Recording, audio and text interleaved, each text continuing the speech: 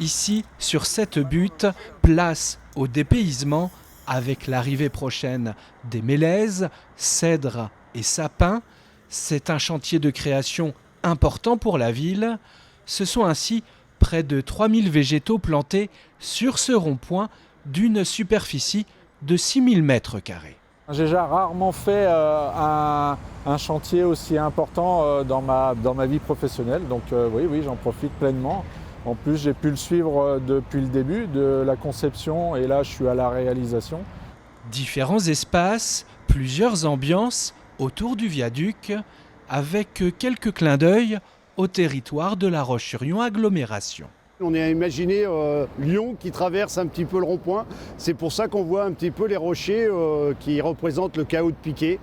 Alors on a eu cette idée-là, après avec une haie bocagère, une mini-forêt et aussi une petite touche fleurie au bord de la rivière avec des plantes vivaces. Donc on a l'idée de départ et puis ensuite on la traduit sur papier et puis on arrive à un plan bien défini.